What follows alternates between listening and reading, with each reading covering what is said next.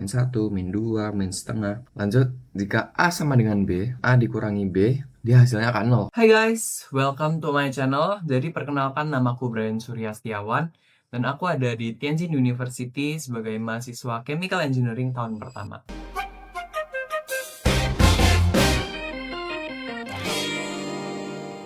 Oke guys, jadi kita mau masuk ke bab 1.2. Kita akan belajar tentang pertidaksamaan. Nah, oke. Jadi di sini diberikan bahwa jika A lebih besar dari B dan A dikurangi B, dia akan menjadi sebuah bilangan positif. Oke, let's say kita 3 lebih besar dari 2 dan 3 dikurang 2 ya akan selalu jadi sebuah bilangan positif gitu. Yang berikutnya, jika A lebih kecil dari B, let's say 2 lebih kecil dari 3, maka jika 2 dikurangi 3, dia akan menjadi sebuah bilangan negatif. Lanjut, jika A sama dengan B, A dikurangi B, dia hasilnya akan 0 karena bilangan itu dikurangi dengan bilangan dirinya sendiri. Jadi nanti singkatnya seperti ini, teman-teman bisa catat, walaupun ini logika dasar, tapi nanti akan sangat kepakai kalau teman-teman menghadapi masalah yang sulit. Oke, lanjut, kita akan mereview lagi tadi. Ini cuma properti-properti dasar. Jika A lebih besar dari B, maka B lebih kecil dari A. Nah, konsepnya tuh seperti apa sebenarnya? Konsepnya tuh selalu teman-teman tuh nggak boleh asal ngebalik-balik tandanya. Ini kan tanda selalu lebih besar dari. Kalau teman-teman mau balik, itu teman-teman harus rubah posisinya ini ke sana atau anak sini ke sana. Jadi teman-teman tuh nggak boleh asal mainin, oh tandanya berubah, teman balik gini, nanti tandanya tetap sama aja gitu, nggak boleh. Jadi tanda itu harus selalu template, selalu sudah ke kiri ya ke kiri, teman-teman yang boleh pindah-pindahin. Jadi kalau memang B ada di ekornya, kalau teman-teman lihat ini B ada di ekornya, maka nanti hasilnya B juga ada di ekornya.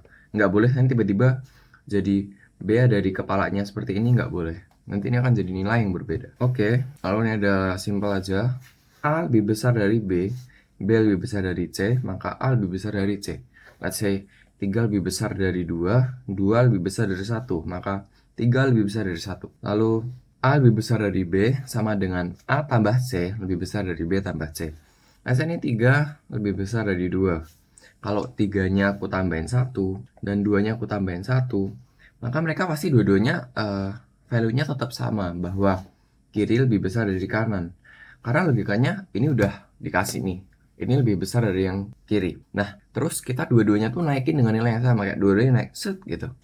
Mau dia dinaikin setinggi apapun atau diturunin seturun apapun, nilainya tuh akan sama, bahwa ini selalu lebih tinggi dari si ini. Lanjut, A lebih besar dari B dan ada diberikan sebuah C yang lebih besar dari 0. Jadi ini kayak 1, 2, 3, setengah seperti itu. Maka jika A dikali C, dia akan lebih besar dari B dikali C. Ini masih sangat logis, seperti tadi peranalogiannya, bahwa ini sudah dijelaskan bahwa ini lebih besar dan ini lebih kecil. Maka mau kita apakan, mau kita naikkan, mau kita turunkan, mau kita kali, itu akan selalu tetap sama, bahwa yang A lebih besar dari yang B.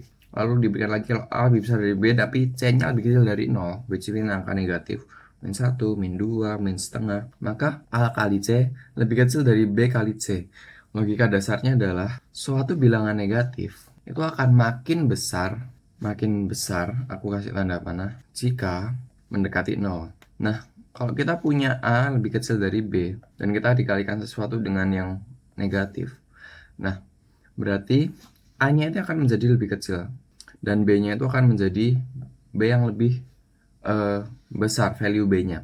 Tapi kalau dibikin jadi negatif, dia ini akan yang menjadi lebih positif, ini akan menjadi lebih negatif. Jadi tandanya berubah jadi minus A. Lalu jika ada A lebih besar dari B lebih besar dari 0, lalu ada C lebih besar dari D lebih dari 0, maka A kali C lebih besar dari B kali D. Oke, ini kayak pelangi-pelangi biasa. Lalu berikutnya ada A lebih besar dari B lebih dari 0. Lalu ada akar pangkat N dari A, akar pangkat N dari B. Itu dengan syarat bahwa N itu adalah bilangan apa? N adalah bilangan integer non negatif dan N-nya tuh lebih besar dari 1, which mean ya kayak 1, 1,5, 2 gitu.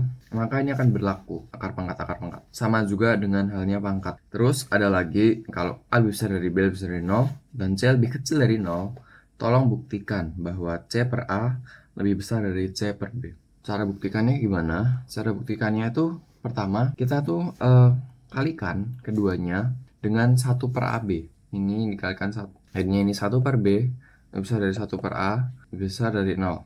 Nah, sekarang kita tahu kalau 1 per B itu lebih besar dari 1 per A kan. Dan kita sekarang mau kalikan dengan bilangan yang negatif.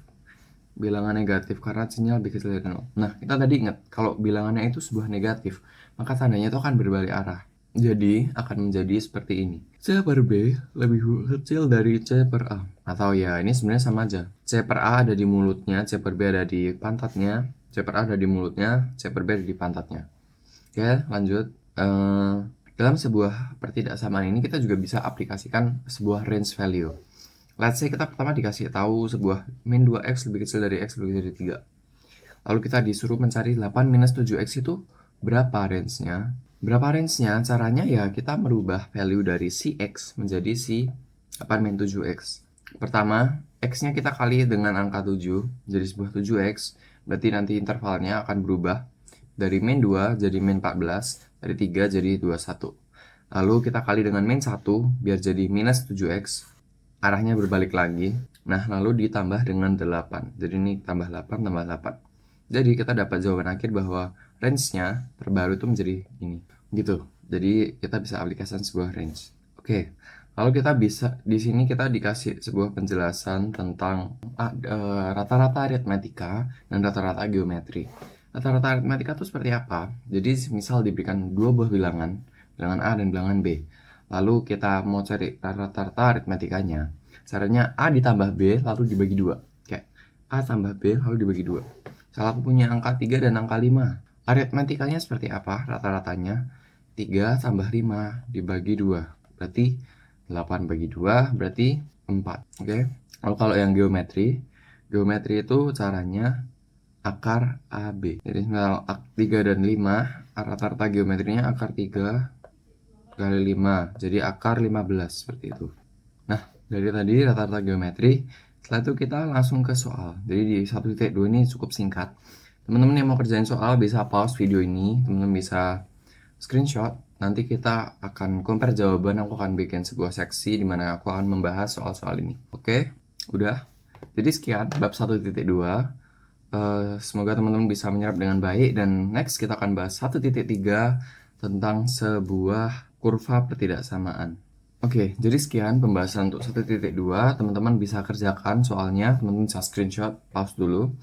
Jadi see you di chapter 1.3. Bye bye.